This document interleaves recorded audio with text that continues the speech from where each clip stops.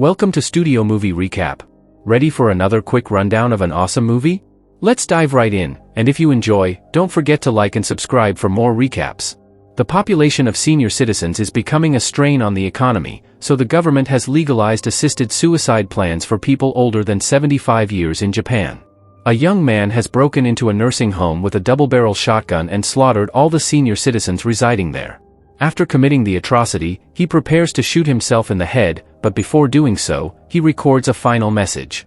He talks about the fact that the disproportionately large senior population in Japan is becoming a burden and a drain on the economy, causing the younger population to suffer. Japan is a country with a long history of people sacrificing themselves for the greater good of the country, and he hopes that this drastic but courageous measure he's taken will spark a conversation about this subject. He then places the gun to his head and pulls the trigger. Next, a news report reveals that the government has introduced a bill called Plan 75, which aims to aid the death of all citizens over 75 years of age. The bill has been passed despite outrage from both the local and international communities. An old woman named May, who works as a maid at a hotel, goes about her day discussing health scares with her coworkers, who are senior citizens as well. She comes home, where she apparently lives alone, and performs some daily tasks like preparing dinner and clipping her toenails. Next, a young man named Hiromu is seen working at the offices of Plan 75. He discusses the plan with a woman who is registering, and it is revealed that the plan offers registrants $11,000 to do anything they want before they die, like traveling, eating exotic foods, etc. It also offers services such as being buried alongside loved ones. He talks about the plan with a bright customer service smile, but the unease in the room is clear. A young woman named Maria works in a nursing home where security has been heightened after the shooting incident. It is revealed that Maria's daughter is suffering from an unknown illness that requires immediate surgery. She talks to her husband about the surgery's success rate but doesn't receive a satisfactory answer. May arrives at the doctor's office with her friend. While there, she hears an advertisement for Plan 75, which says that while humans cannot choose how or when they are born, it's amazing that they can now choose how they leave the world. May sees through the superficial ad and feels uneasy. A man gets up and angrily unplugs the TV, which makes May chuckle. May and her friends later visit a karaoke bar for some girl time. After singing, one of her friends talks about the Plan 75 Platinum package, which offers the chance to stay at a luxury resort surrounded by friends and family before death. She says that as far as dying goes, it's not the worst way. She adds that when she thinks about doing this for her grandchildren, it makes it feel worthwhile. May, however, is uncertain about how she feels regarding this. May stays the night at her friend Ino's place, and as they prepare to sleep, Ino talks about feeling lonely despite having children and grandchildren. May responds that they are all alone in this world. The two women hold hands and fall asleep. Maria arrives at her church, where a senior member helps her collect donations for her daughter's surgery by sharing her story. It is revealed that Maria's daughter and husband are in the Philippines, and her daughter was born with a heart condition. Other church members generously donate, offering her comfort and support. The senior member of the church also tells Maria about a higher-paying job opportunity, although she's unsure about the exact nature of the job. Hiromu arrives at work and is shocked to see that the senior citizen registering today is his uncle. His boss suggests that someone else take the case because it might affect him personally, and Hiromu reluctantly agrees. Later, May and her friends are told that they are retiring from their jobs at the hotel, but it's clear they're being politely let go because the hotel doesn't want a senior citizen dying on the job. Her friends discuss plans to move in with their children, which won't be easy because their kids aren't enthusiastic about having seniors around. When asked what she'll do, May says she has no one to turn to and will need to find another job. They also mention the declining health of their friend Inko. When May gets home, she calls Inko to check up on her, but she doesn't answer. She also finds out that her building has issued a disassembly notice. May spends an entire day looking for a place to live and a new job, but at 78 years old, she has a hard time finding both. She eventually returns home and calls a friend, hoping for a babysitting job with her granddaughter, but that doesn't work out. May ends up taking a menial job directing buses at night, but the late hours and cold weather take a toll on her body. Meanwhile, Maria learns that the job her church friend referred her to is at Plan 75. May calls Ino again but receives no answer, so she goes to her apartment and finds that Ino has passed away, and it appears her apartment was broken into. May is devastated.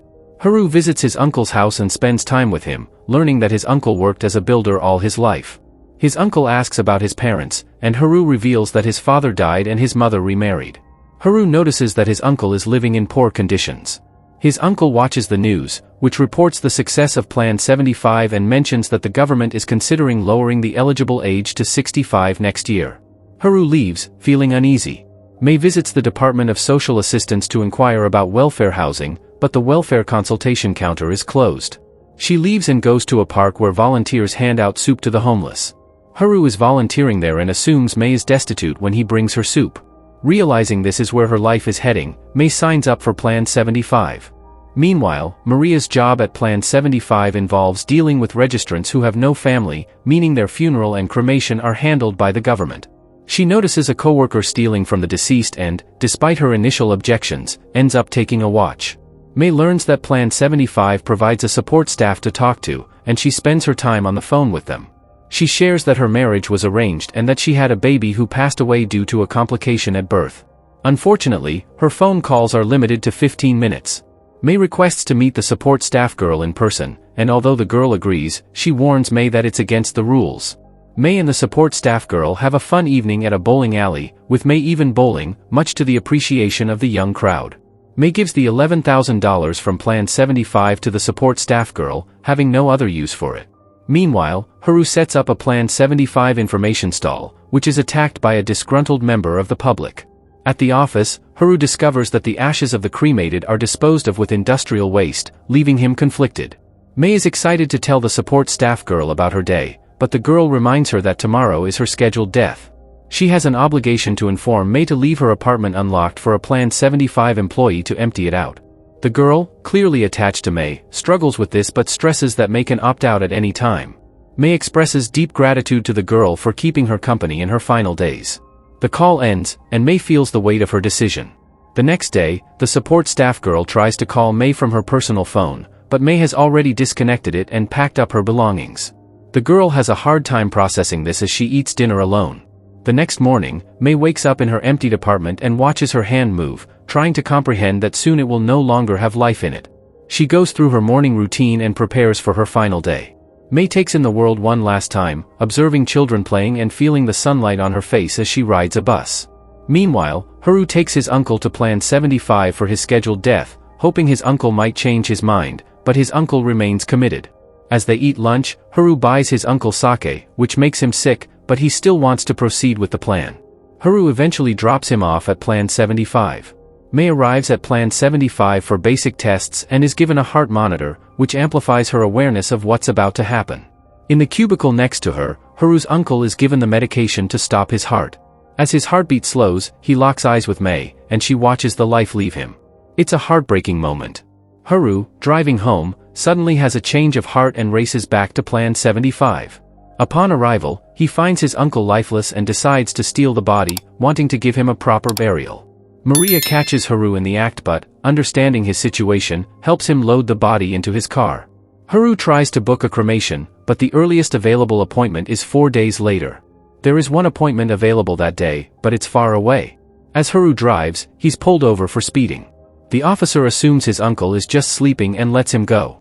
Maria is later seen riding her bike up a hill, and it's revealed that Mei is climbing the same hill. Watching Haru's uncle die made Mei rethink her decision. She reaches the top of the hill and watches the sunrise over the city, feeling content. Did you enjoy the recap?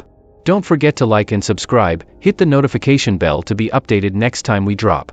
Thanks for watching.